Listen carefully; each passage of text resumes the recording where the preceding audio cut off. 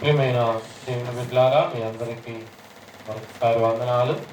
దేవుడు ఆయన కృపను అనుగ్రహించి మరొకసారి మీ ముందుకు తీసుకొచ్చినందుకు దేవుని వందనాలు తెలియజేస్తున్నాను. సరే, పరిశుద్ధ గ్రంథం నుంచి మత్తయి సువార్త 11వ అధ్యాయము 20వ వచనం నుండి కొన్ని వచనాలను చదువుకుందాం. మత్తయి సువార్త 11వ అధ్యాయము 20వ వచనం నుండి. పిమ్మట ఏ ఏ పట్టణములలో విస్తారమైన అద్భుతములు చేసెనో ఆ పట్టణముల వారు మారు మనసు పొందకపోవటం వలన ఆయన వారినిట్లు గద్దింపసాగెను. అయ్యో కొరాజీనా, అయ్యో బెత్సైదా, మీ మధ్య చేయబడిన అద్భుతములు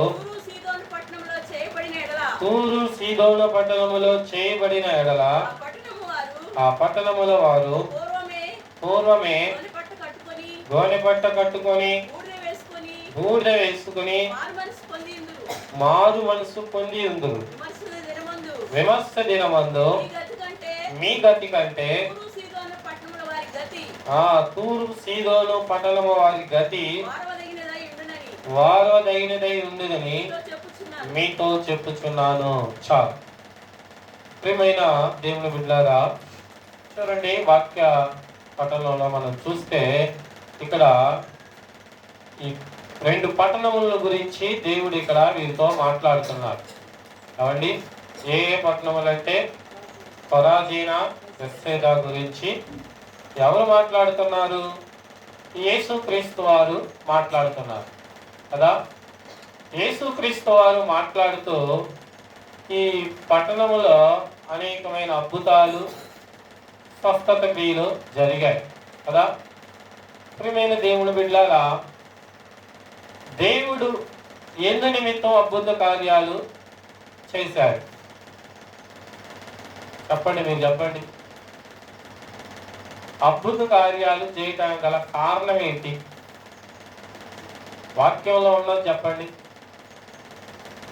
కాబట్టి దేవుడు అద్భుత కార్యాలు, ఆశ్చర్య కార్యాలు చేయటానికి గల కారణం విశ్వాసం. ఓకే, ఇంకేమన్నా తెలిస్తే?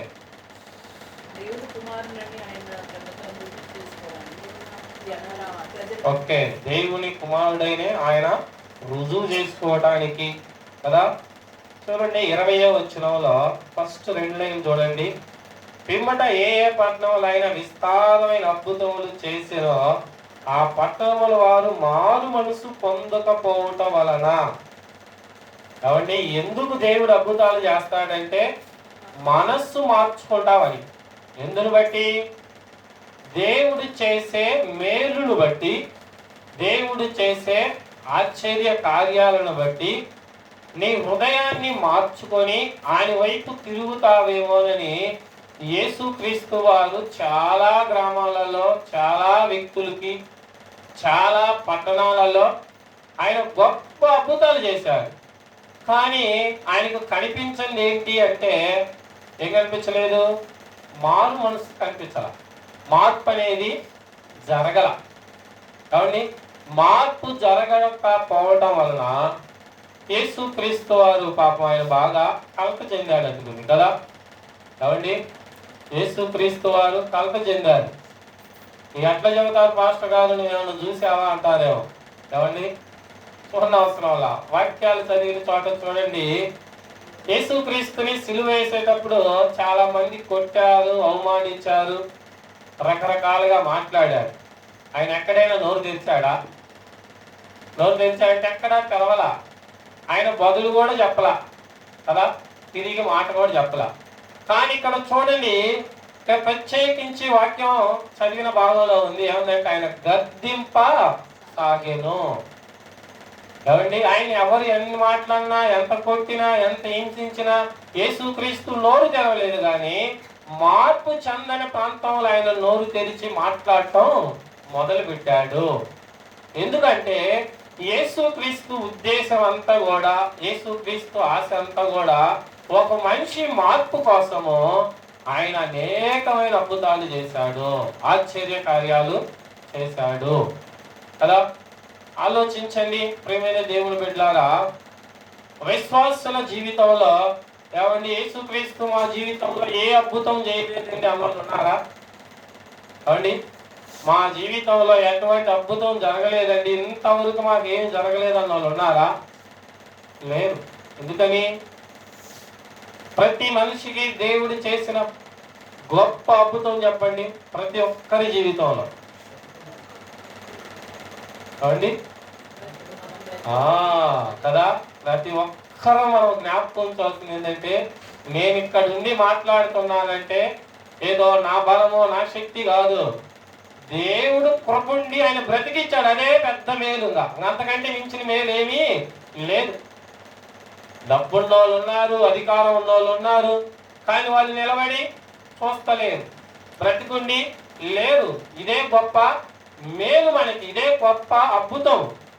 చనిపోయిన వారితో పోల్చుకుంటే మనం చాలా బెస్ట్. ఆయన కోసం నిలబడి ఉన్నాం కాబట్టి ఆయన కోసం మనం పని చేసేవారుగా ఉండాలి. మార్పు అనేది రావాలి. సంవత్సరాలు గడిచిపోతా ఉన్నాయి. గడిచిన సంవత్సరములలో మనం చేసిన ప్రతి అవిధేయతను జ్ఞాపకం చేసుకొని వాటిని విడిచిపెట్టేయాలంట. వాటి చోలి పోకూడదు. దేవుని సంతోష పెట్టేవారిగా. యేసుక్రీస్తు వారి మనసు దేని ఉందంటే మార్పు మీద ఉన్నది.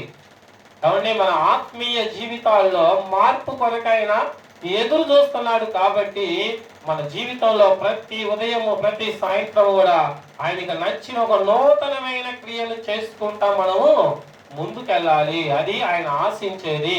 అందుకొరకే ఆయన ఆ ప్రాంతంలో అంటే అనేకమైన అద్భుత కార్యాలు చేశాడు ఆ పట్టణాలలో. అయితే రెండింటి పేరు మాత్రమే చెప్పాడు ఆయన కదా. 2 పట్టణాలు, కొరాజానా, బెత్సైదా, ఈ రెండింటి పేర్లే చెప్పాడు కదా. ప్రతి పేరు చెప్పలా. వీటికంటే ముందు ఇంకొక విషయాన్ని ఏమండి, తూర్పు సీదోను పట్టణం. ఎందుకు ఏమండి తూరు సీదోను పట్టణములో చేసిన ఎడల ఆ పట్టణ వారు పూర్వమే గోనె పట్ట కట్టుకొని బూడిద వేసుకొని మారు మనసు పొంది ఉందురు. అంటే ఏంటి? తూరు సీదోను పట్టణంలో ఏమండి ఆ పట్టణానికి అవకాశము లేదు. ఉందా?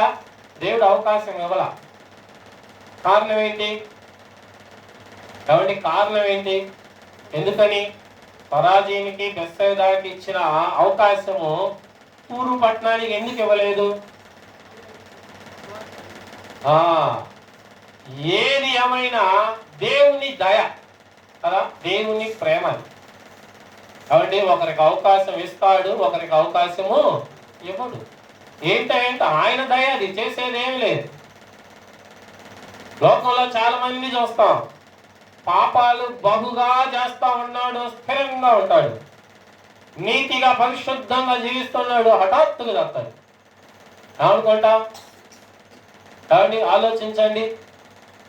చాలా మంది రకరకాలుగా మాట్లాడతారు కదా. దేవునికి దయ లేదంటారు, కరుణ లేదంటారు.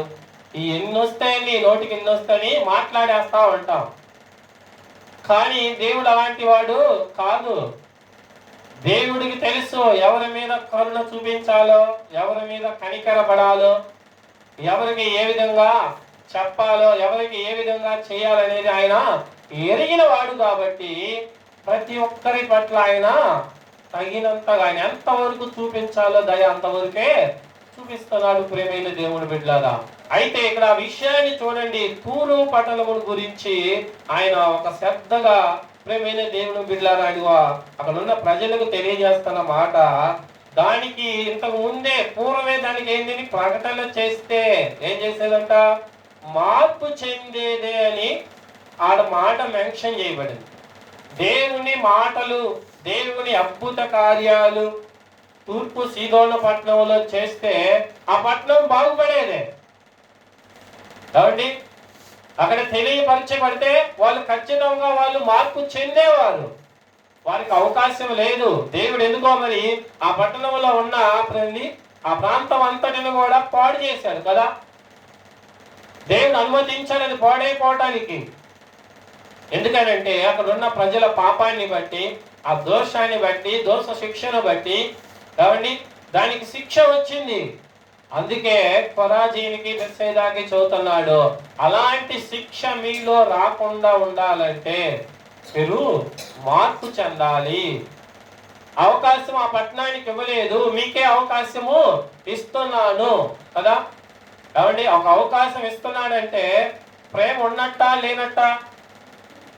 కాబట్టి ప్రేమ ఉన్నట్టా లేనట్టా? ఉన్నట్టే కదా. ప్రేమ దేవుడికి ఉంది కాబట్టే మరొక అవకాశాన్ని ఇస్తానికి, మరొక మాటను తెలియపరచడానికి ఇష్టపడుతుంటాడు. ఆలోచించండి, ఎక్కడికో వద్దు ప్రియమైన దేవుని బిడ్డలారా, మన కుటుంబంలోనే మన బిడ్డల పట్లే చూడండి. కాబట్టి ఒక తండ్రికి 4 కుమారులు 4 కుమార్తెలు ఉంటే అందరూ ఒకే రకంగా ఉంటారా? ఒక్కొక్కటి తప్పు చేసేవాడు ఉంటాడు, సరిగ్గా జ్ఞానం లేనివాడు ఉంటాడు. అట్లాగని ఆ కుమారుని ఆమెను విడిచిపెడతాడా? లేదు. ఎక్కువ ఆ కుమారుడి పట్లే శ్రద్ధ కలిగి ఉంటాడు, ఎక్కువ ఆ కుమారుని గద్దిస్తాడు, ఎక్కువ ఆ కుమారుని అబ్జర్వేషన్ చేసి సరైన బాటలో నడుస్తున్నాడా నడవట్లేదని చూస్తారు. ప్రియమైన దేవుని పట్ల, ఎందుకంటే దేవుని ప్రేమ లాంటిది. ఈ లోక తండ్రి ప్రేమ కన్నా మన పరలోకపు తండ్రి ప్రేమ ఇంకా అత్యధికమైనది, ఉన్నతమైనది, పరిశుద్ధమైనది. కాబట్టి నువ్వు ఎక్కడ జారిపోతున్నావో, నువ్వు ఎక్కడ తొలగిపోతున్నావో, ఆత్మీయ స్థితిలో ఎక్కడ నలిగిపోతున్నావో ఆ విషయం ఆయనకి తెలుసు. కాబట్టి ఆయన వాక్యము ద్వారా, ఆయన సేవకుల ద్వారా, లేకపోతే నీ సహోదరుల ద్వారా, సహోదరుల ద్వారా రకరకాలుగా దేవుడు మనల్ని పురికొల్పుతా ఉంటాడు. ప్రియమైన దేవుని బిడ్డలారా, ఆత్మీయ జీవితంలోకి. కాబట్టి మనము బలముగా నడవలసిన వారిమే ఉన్నాం. దేవుని ప్రేమను చూపించాడు ఆడ. అందుకే యేసు క్రీస్తు వారు ఏమండి, దేవుడు తన స్వక్రియల దగ్గరికి వెళ్ళాను, కానీ వాళ్ళు ఆయనని స్వీకరించాలా? ఎవడే స్వీకరించాలా? ప్రియమైన దేవుడు బిడ్డలారంటే లేదు. చూడండి, యోహాను సువార్త నా మాటలు చదువుదాం. ప్రియమైన దేవుడు బిడ్డలారా, యోహాను సువార్త 1వ అధ్యాయం 11వ వచనంలో చూడండి, ఆ మాట చాలా చక్కగా ఉంది. యోహాను సువార్త 1వ అధ్యాయము 11వ వచనము. ఆయన తన స్వకీయుల యొద్దకు వచ్చెను, ఆయన స్వకీయులు ఆయనను అంగీకరింప లేదు కదా. మొట్టమొదటిగా యేసుక్రీస్తు ఎవరి దగ్గరకు వచ్చాడంట? ఆయన స్వకీయుల యొద్దకే, ఆయన ప్రేమించిన వారి యొద్దకే వచ్చాడు. ఆయన ప్రేమ కలిగిన వారి యొద్దకే యేసుక్రీస్తు వచ్చి ఆయన నామాన్ని వారు నమ్మునట్లుగా, ఆయన నామాన్ని వారు ఘనపరచినట్లుగా, ఆయన అద్వితీయ దేవుడైన వారికి కనపరుచుకునేటట్లుగా వారి ముందు అనేకమైన అద్భుతాలు చేశాడు, అనేకమైన ఆశ్చర్యక్రియలు చేశాడు. కానీ వారు అంగీకరించారంటే లేదు. తండ్రి ప్రేమను గుర్తెరగటంలా. సహోదరి సహోదరుడు ఆలోచించు.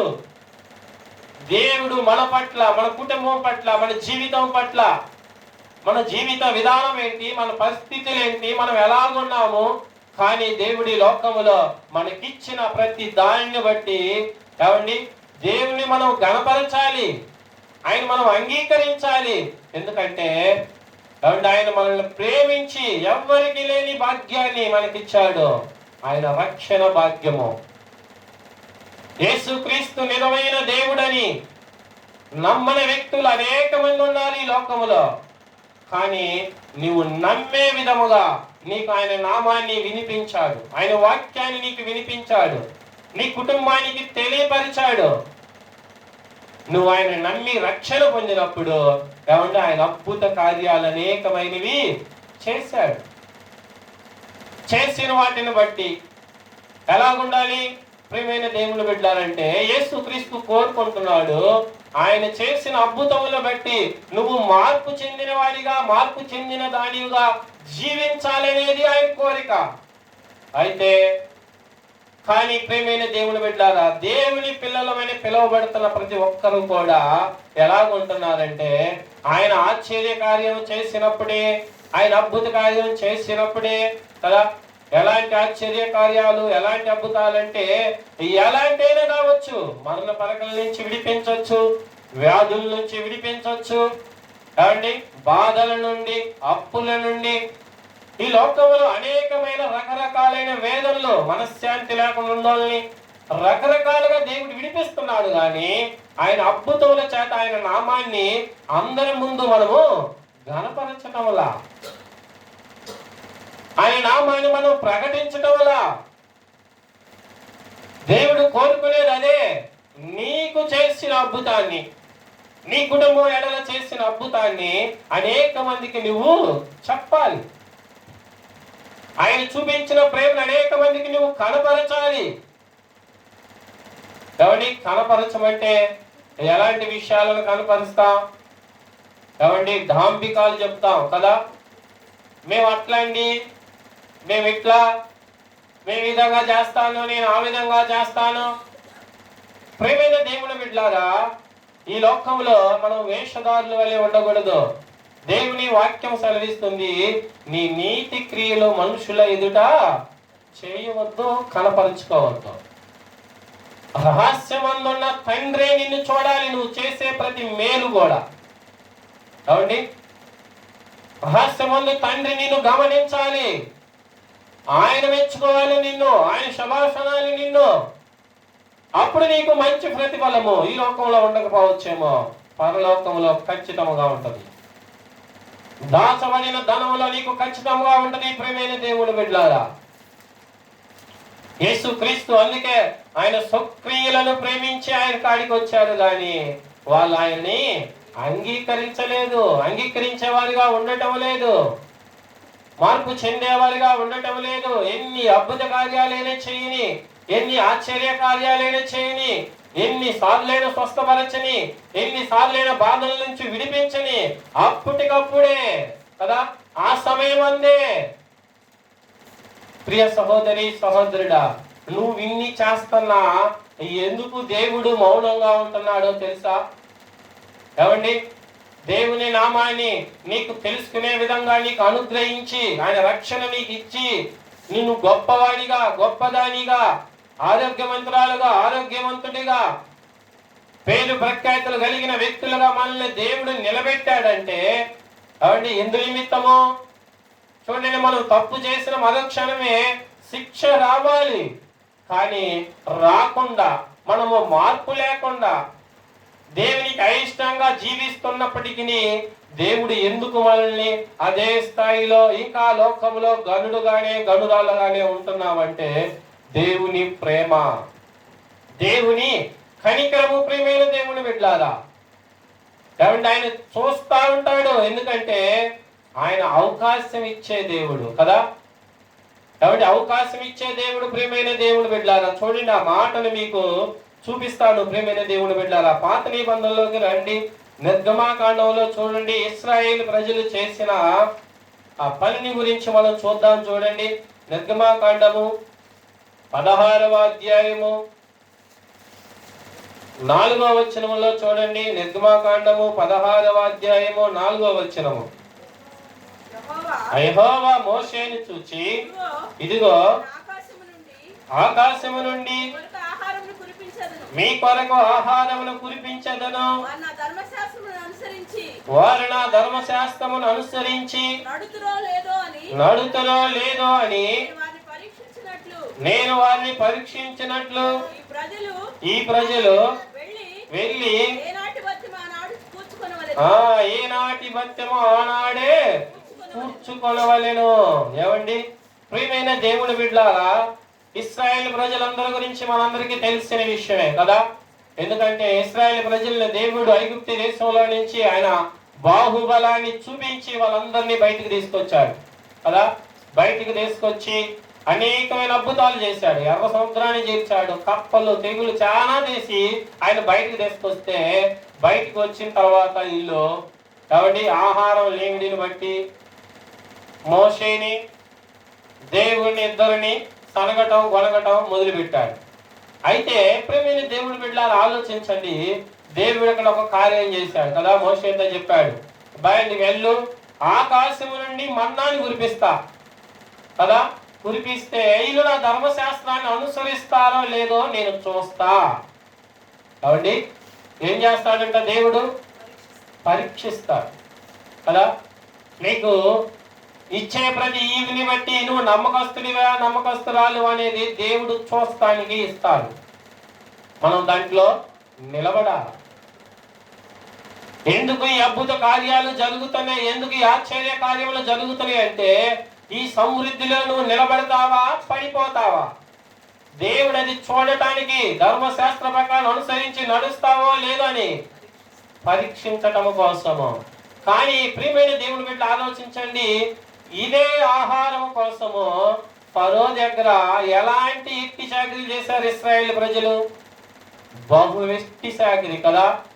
వాళ్ళు చేసినట్లుగా ఇక ఎప్పుడు ఏ ప్రజలు కూడా అంత బానిసత్వమును చేయల, అంత బానిసత్వ బ్రతుకు ఎవరు జీవించలా. అలాంటి బానిసత్వ బ్రతుకుల నుంచి దేవుడు ప్రేమించి వారిని ఆశీర్వాదంలోనికి నడిపించి ముందుకు తీసుకొచ్చి వారిని ఖాళీగా ఉంచితే ఏమండి ఎన్ని సందర్భాలలో ఎన్ని మాటలు మాట్లాడారో. మోషే ఐగుప్తులో సమాధులు లేవని మమ్మల్ని సముద్రం దగ్గరకు తీసుకొచ్చావా అన్నారు. కాబట్టి ఆడున్నప్పుడు మేము కీరకాయలు దోసకాయలు అన్నీ తిన్నాము, ఈడకొస్తే ఏం లేదు ఆకలితో చచ్చేటట్టు ఉన్నామన్నారు. ఎప్పటికప్పుడే ప్రియ సహోదరి సహోదరుడా, క్రైస్తవ జీవితంలో క్రైస్తవులుగా ఇలాగే మారిపోతున్నారండి. యేసు క్రీస్తుకు ఇశ్రాయేలు ప్రజలంటే బహుప్రియులు, వారు తన స్వక్రియులు. అదే జనాంగములో నిన్ను నన్ను కూడా దేవుడు కలిపాడు. విశ్వాసం ఉంచి ఎవడైతే క్రీస్తు నామాన్ని అంగీకరిస్తారో నీవు కూడా అబ్రహాము కుమారుడే కుమార్తెమవుతావు.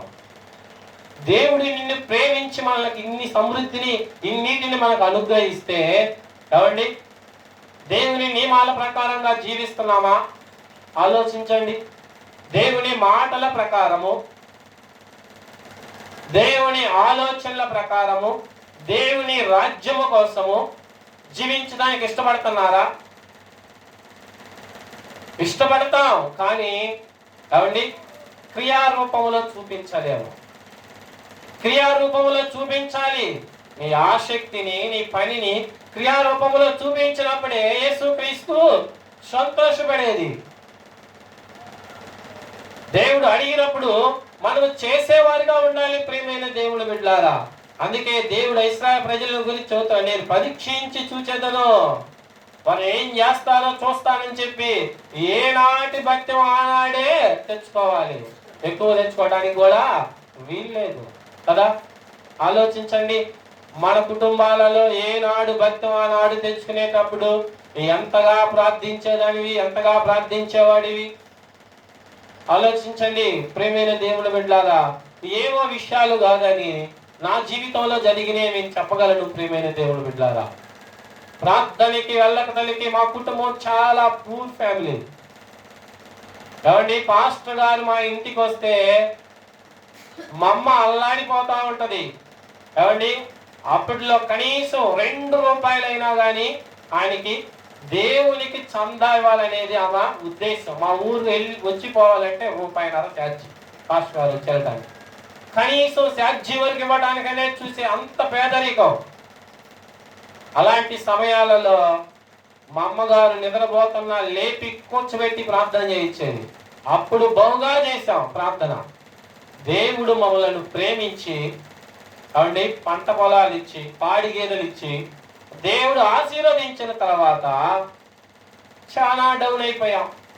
అవండి దేవుడు ఉన్నతమైన స్థితి ఇస్తే ఆ ఉన్నతమైన స్థితిలో పడిపోయి పాస్టర్ గారిని ప్రార్థనకు పిలవటం మర్చిపోయాము. పాస్టర్ గారి ద్వారా కోటాలు పెట్టించటము మర్చిపోయాము. ప్రియమైన దేవుడు బిడ్డలారా, దేవుడు చూశాడు. తర్వాత ఆయన ఉచితమైన కృపను బట్టి ఏటై ఇచ్చాడో వాటన్నిటిని కొన్ని రోజులు అట్టాపాడు. కాబట్టి తిరిగి మళ్ళీ శక్తిలోకి వచ్చాం. శక్తిలోకి వచ్చి మళ్ళీ మొదలు పెట్టడము నేర్చుకున్నాం. ఎందుకంటే మానవుడి హృదయము సుఖాన్ని బట్టి దేవుణ్ణి మర్చిపోతాం. అందుకే ప్రియమైన దేవుని బిడ్డలారా, దేవుని సన్నిధిలో సుఖం ఉన్నప్పటికీ, సౌఖ్యం ఉన్నప్పటికీ, ఏమండి సుఖ సౌఖ్యాలు మనల్ని పరీక్షించుటకు ఆయన ఇచ్చి చూస్తాడు. అలాంటి సమయంలో కూడా ఆత్మీయ జీవితంలో నువ్వు వెనక్కిపోకూడదు. ఆత్మీయ జీవితంలో ఇంకా నువ్వు ముందుకు వెళ్ళాలి. కొంచెంలో అయినా సరే నువ్వు నమ్మకంగా ఉన్నట్లు అత్యధికంలో కూడా నీవు నమ్మకస్తురాలివై ఉండాలి. అది దేవుడు చూసేది. ఆ విషయాన్ని ఇక్కడ చూశాడు. ఎవరి విషయంలో అంటే ప్రియమైన దేవుడు బిడ్డలారా, ఎవరి మత్తయి సువార్తలో ఉన్న ఈ కొరాజీనే పట్టణం, బెత్సెదా పట్టణంలో చూస్తే వాళ్ళు ఆ మార్పు లేదు.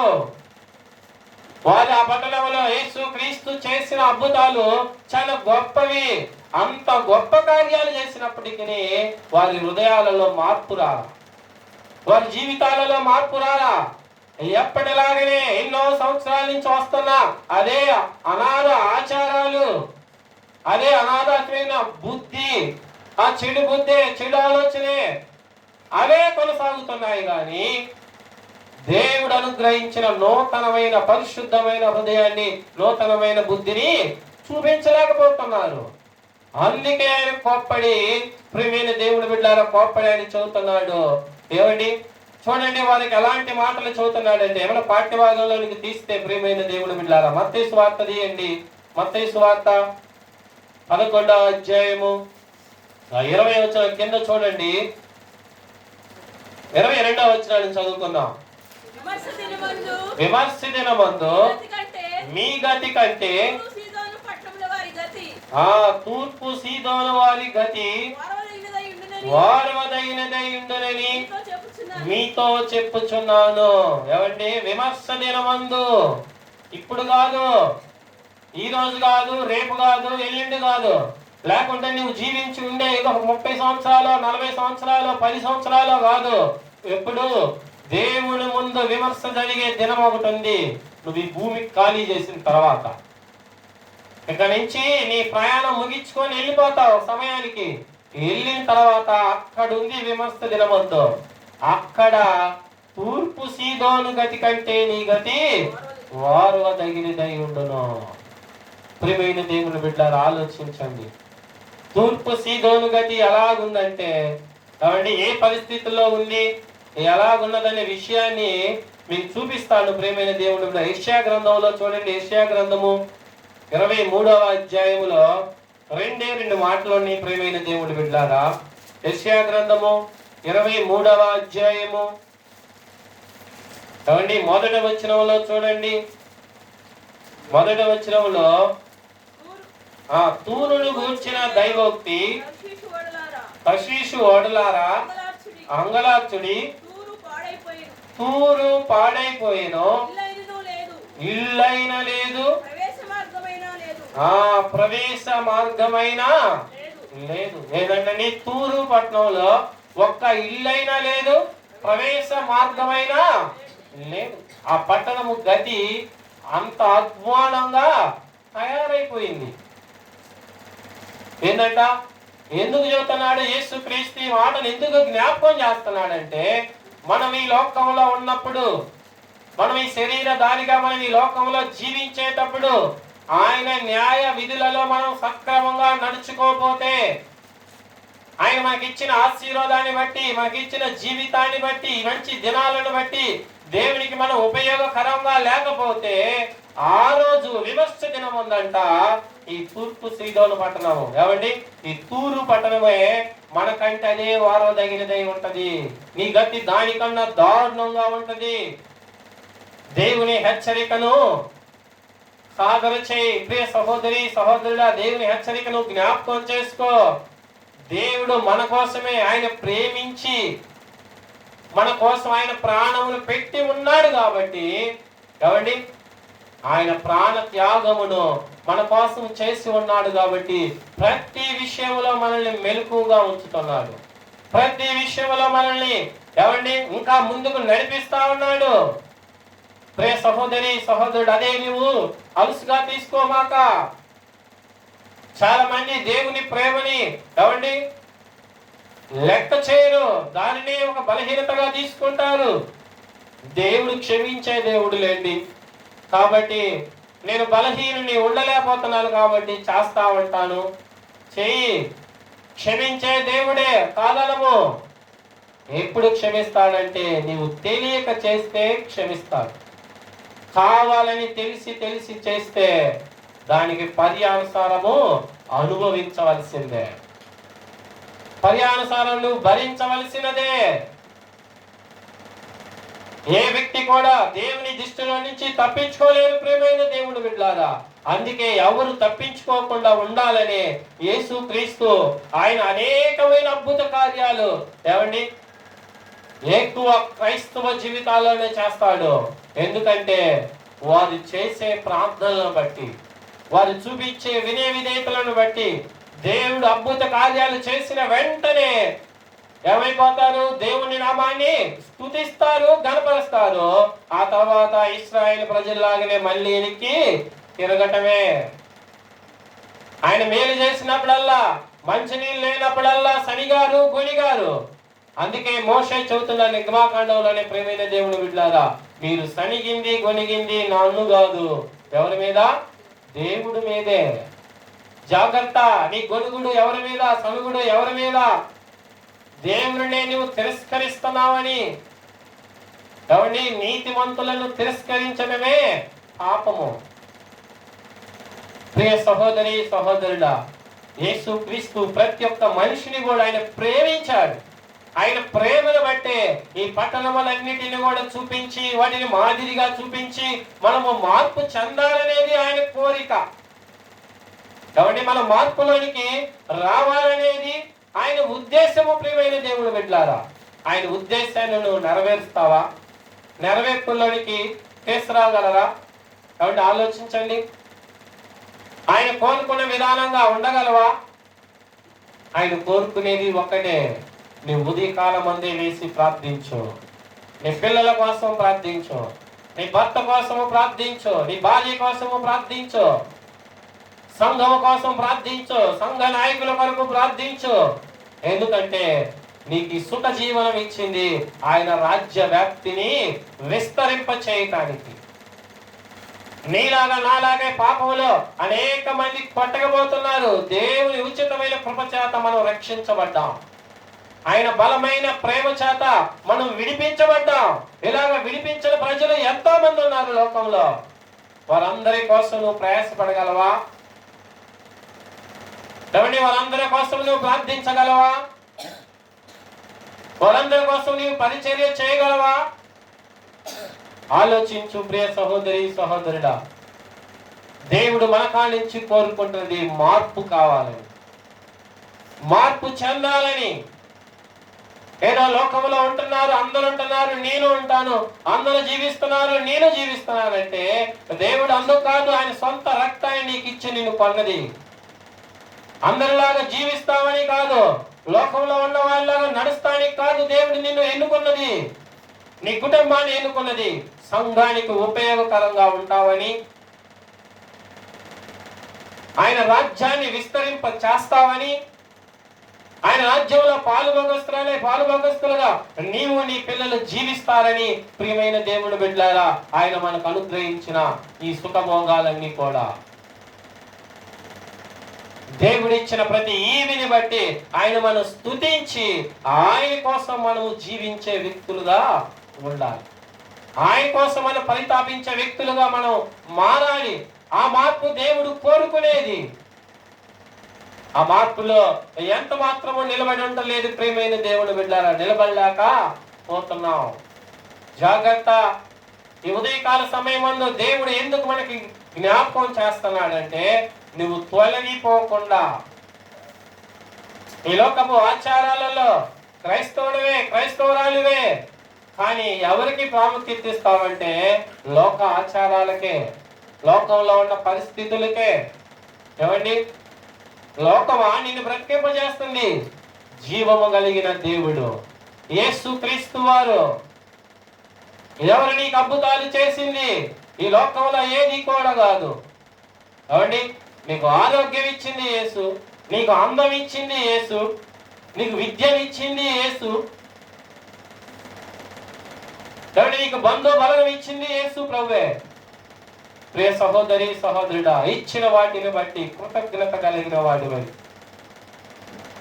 ఆయన సక్రియుల వద్దకు వెళ్ళారు, వారు అంగీకరించలేదని ఉంది.